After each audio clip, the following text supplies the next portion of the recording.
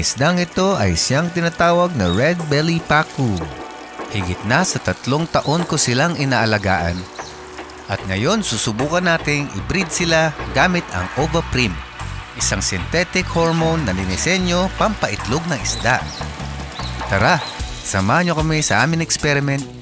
Ngunit bago ang lahat, huli natin ang mga isda para sila'y timbangin. Pinangalanan kong Homer and Marge at Peter and Louis itong mga alaga ko. Galing sa palabas na Simpsons at The Family Guy. Ang isdang ito ay orihinal na nanggaling sa Amazon Basin sa tropical Central America. Ayan na at nasa loob na sila lahat ng kulambo.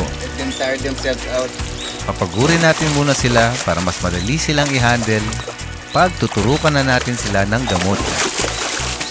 Naging popular sa mga fish keepers at aquarium hobbyist ang isdang ito na siyang naging dahilan na pagkalat nito sa iba't ibang parte ng mundo.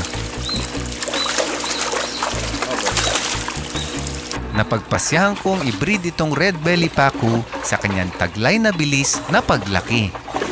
Sa loob lamang ng 5 hanggang 8 buwan, kaya na itong umabot ng mahigit 1 kilo at hindi rin siya pihikan pagdating sa pagkain. Ang red belly pacu ay omnivorous. At ngayon tayo'y nakapaghanda na, simulan na natin silang timbangin.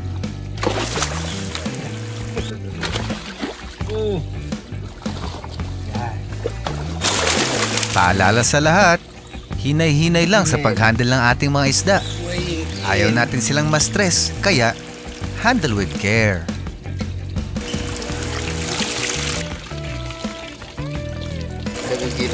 Itong unang female ay tumitimbang ng 7 kilograms. Para hindi tayo malito mamaya, maghanda ng string na may kulay at karayom, itusok sa kanyang dorsal fin at yan na, meron na tayong palatandaan. Ito mga kaibigan ay si Marge. Relax ka muna dyan. Sunod naman natin ay si Louis.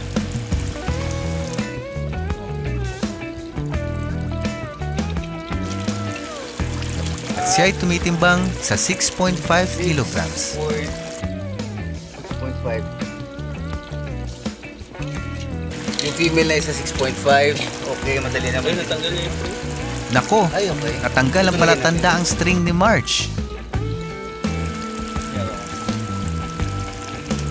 Lagyan na lang natin ng panibagong palatanda ang string, itong si Louis.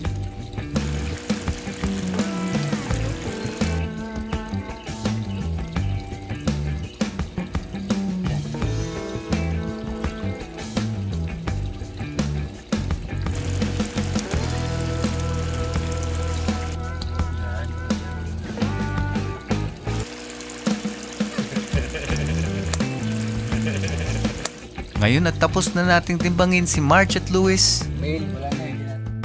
Isunod naman natin si Homer at Peter. Ano kaya ang kanilang timbang? Uy, nakalabas. Napakaliksi naman itong si Peter. Di bali, huhulihin natin siyang muli mamaya. Paano ba yan? Mukhang ikaw na talaga, Homer.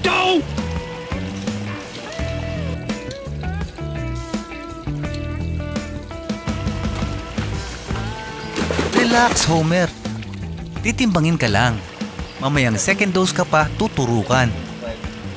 At ika'y tumitimbang ng 7.5 kilogram. Not bad. Woohoo!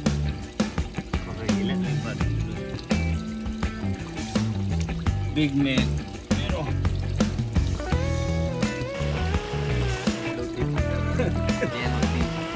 Tingnan natin yung maliit.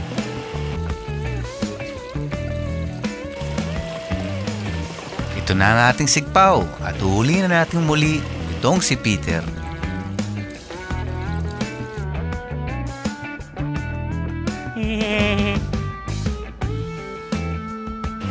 Tignan natin kung kayang hulihin ni Bloy.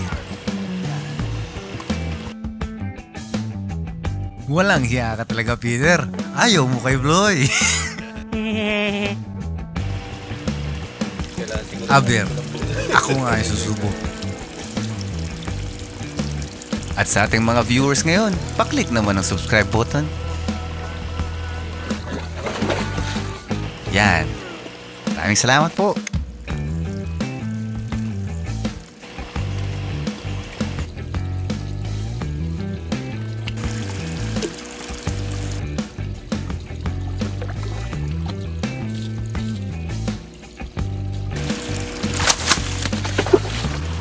At may libreng hilamos pa. Courtesy of Peter. Refreshing.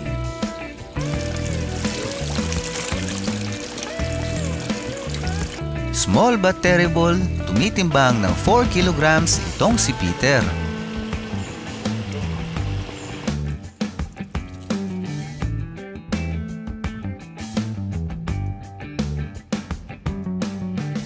At ang ating total na timbang ay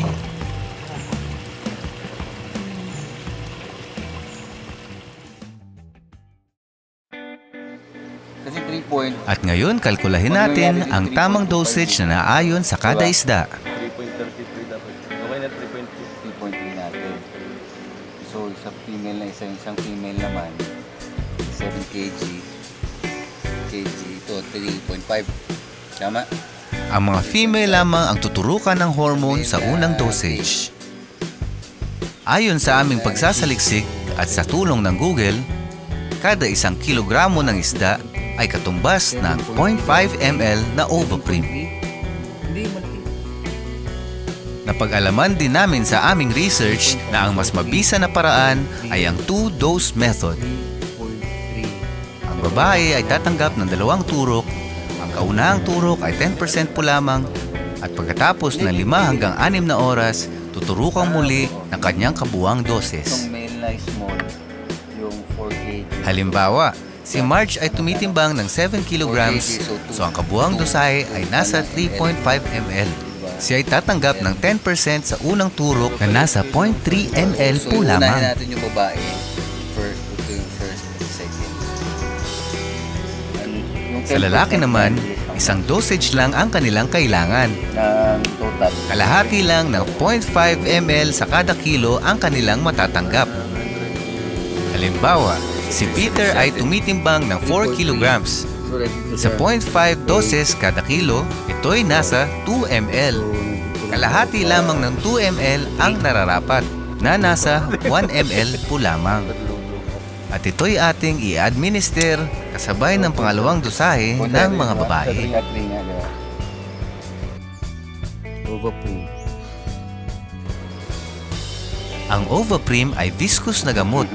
Ibig sabihin ay siya'y malapot. Kaya inirekomenda namin gumamit kayo ng gauge 22 na karayom. Makikita nyo sa video, hirap higupin ang injection ng gamot. Dahil ito sa gauge 23 na karayom, masyado siyang maliit. Ito ang karayom na kasama ng injection na aming nabili. That is for female. female. Ito, sa pink. Pink na may tag. Right? Tayo na siguro. Ha? Pero may pink. Sabay. Siya yung small, diba? Siyempre naman, napakahalaga sa atin ang ating mga alaga. Kaya kailangan natin tong gawin ng tama. Bus kaming 3.5. nagsaliksik at nalaman naming safe naman gamitin itong Ovaprim. Highly recommended, pampaitlog ng sari-saring klase ng mga isda. Ovaprim, your needs to spawning eggs. Oh, you need to spawning egg. Sabi ko sa'yo, putang grabe nga. Viscous. Disclaimer muna tayo. Ang video pong ito ay hindi sponsored ng Ovaprim. Subukan natin at malaman natin kung gaano nga kabisa ang gamot na ito. Huwag muna kayong aalis.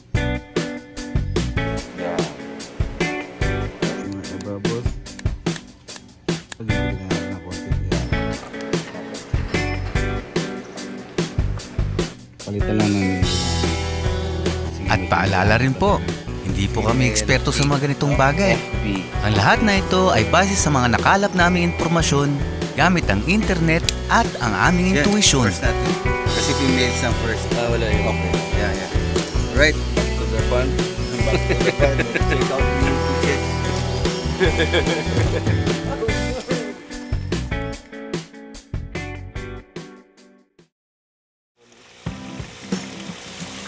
Ngayon, simulan na natin ang ating operasyon.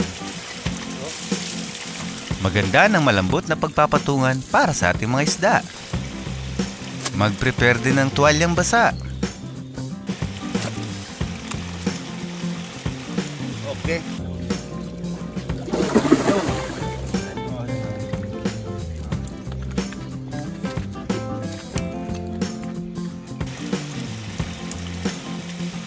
Si Luis itong mauuna.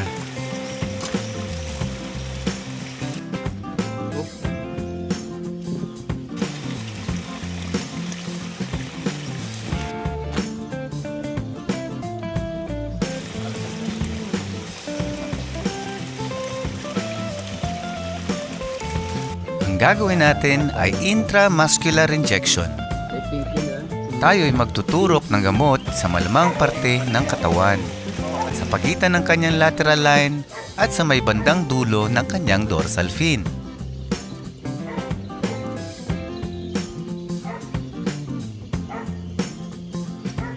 Isa lamang ito sa iba pang pamamaraan kung papaano mag-injection ng spawning hormone. Ang iba ay sa may bandang tiyan nagtuturok at ang iba ay sa may bandang palikpik naman. Mature.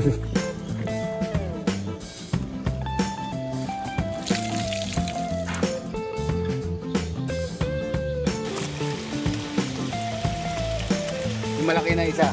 Basta malaman mo yung tama.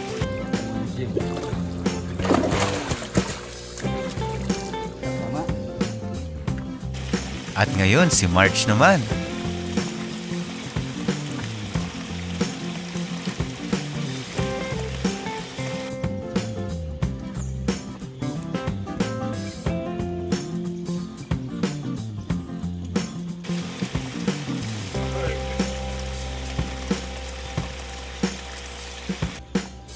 Ay, huwag ka pa.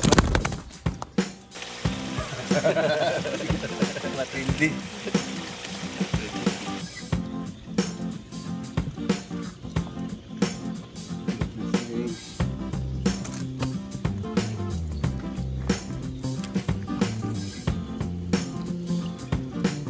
Dito makikita nyo, nagpalit kami ng gauge 22. Ganito rin ang aming ginawa sa unang isda.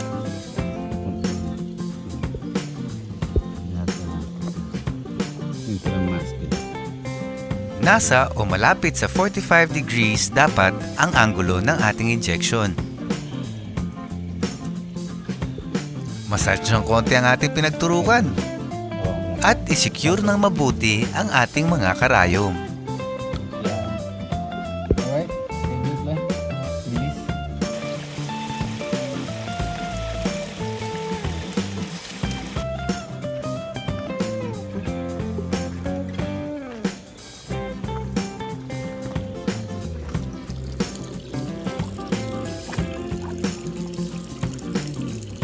Ayan. Tapos na tayo sa first dose at mukhang okay naman sila. Ngayon, maghintay tayo ng 4 to 5 hours para ma-administer natin ang second dose. Plus 5 hours, 10, 11, 12, 1. Habang naghihintay, tara, punta muna tayo ng palengke. Ako nag-suggest ka ng sarili ko.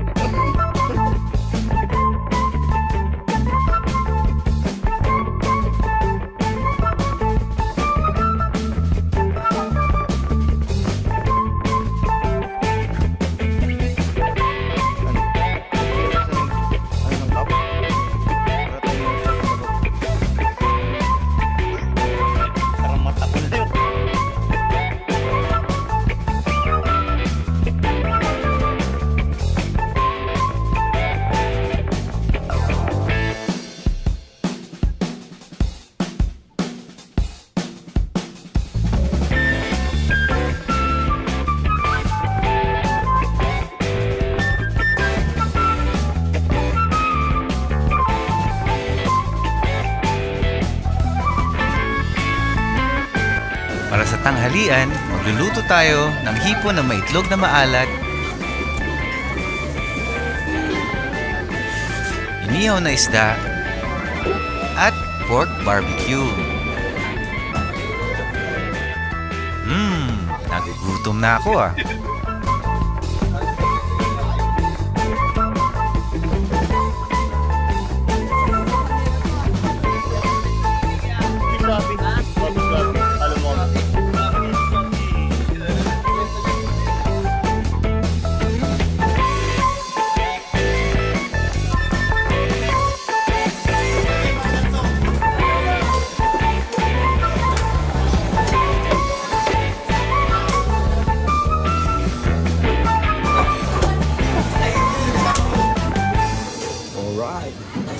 Kilong karne to.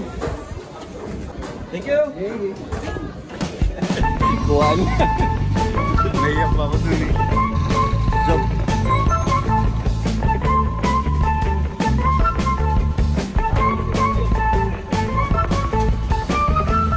Sila?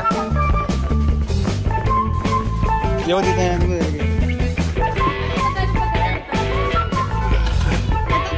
Look. Ano yan? Fishing. Fishing. Tada! 50. Yes, fishing. 50. Oo. Tapos ito, 85. Parang mga luto-luto. Nini, ala. Hindi mo ka. Nini. Wow. Tignan mo. Worth it ba o pass na to? Ano? Ito, 85. Mga plato-plato, luto-luto. Pwede. Actually, anything. Anything bago da? Anything bagong luma. Bagong luma. Bago sa paningin. Kaya kayo na pinasuot niya. Open down.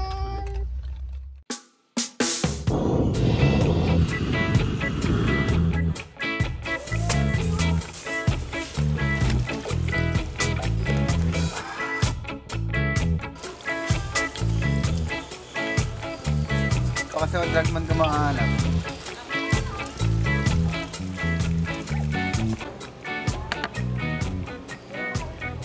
Sabi na rin yan, insan. Kinakamay lang.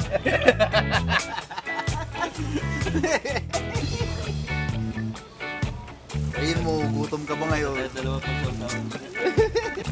Mekas lang bro.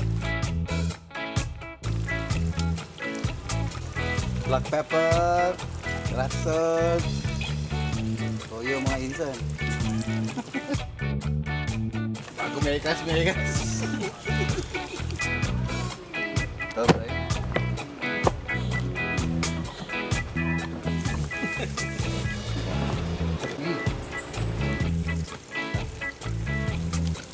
Yung cellphone natin, Jeff? Charge. Kasi na kayo. Grabe natin. Asin, pati kan? Mekos ko rin to ah. Mekos mo na yan, pare. Yan. May tanglad pa sana, di ba? Pero... Iyang banana leaf. Sige lang. Tara hindi mabiyap. Ha? Tara hindi mabiyap.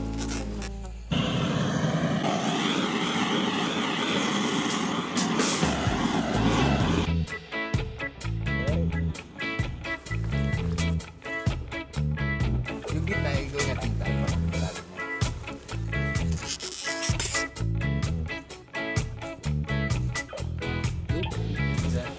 Saan nyo nga dito? Pwede nga kayo. Yeah.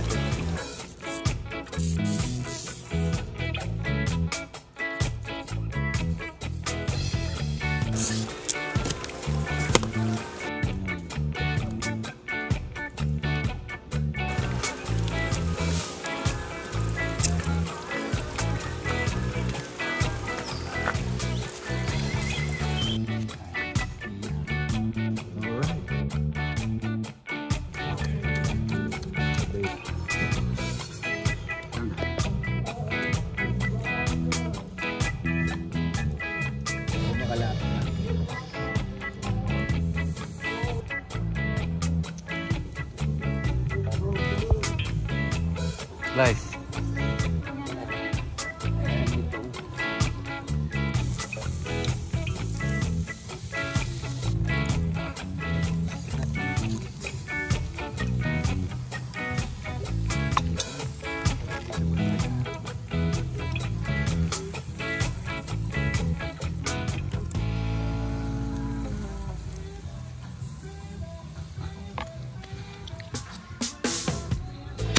tayong paintbrush. Saging. Very nice. Maganda.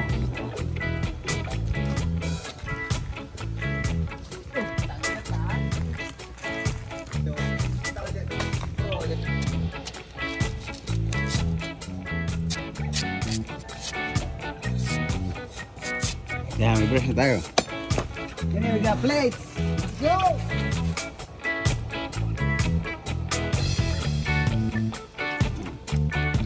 Okay, sir. Nice one. Keep it more. Nice. Camarones. Kasi sa mga cycle saan man gusto mo. Hindi kasi dito siya matrat. Hindi maganda yung ano yun.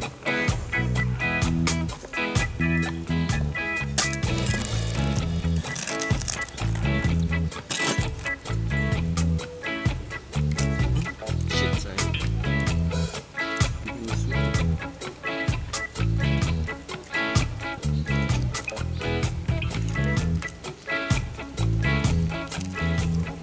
Ta, kanan mo din daw?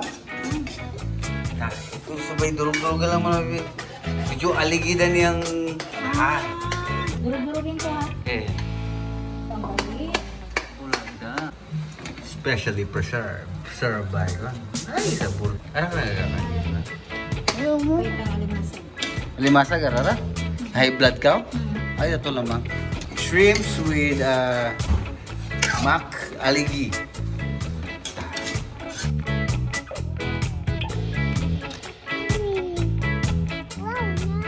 Yummy!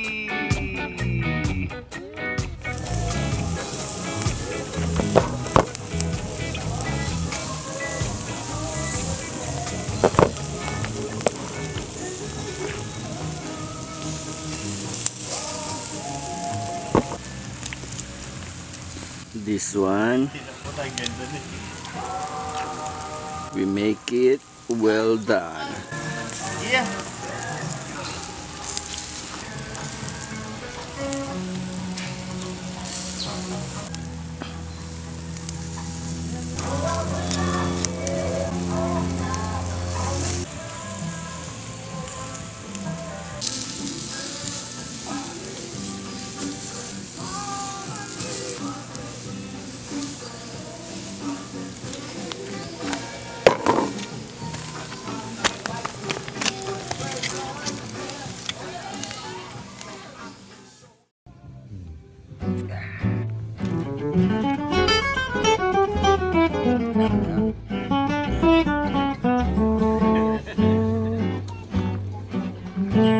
Wala akong kanin. Saan mag-iita tayo nini?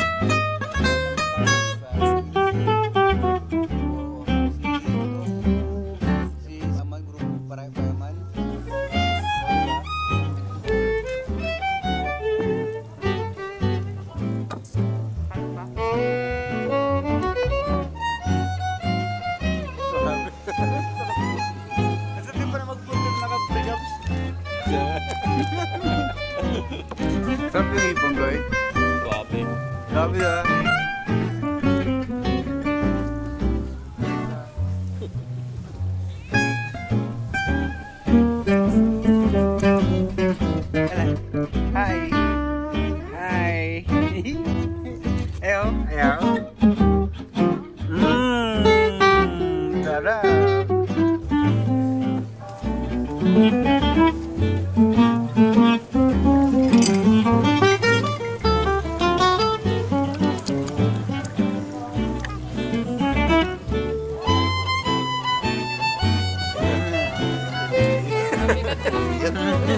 ka na, di ba? Sabi nga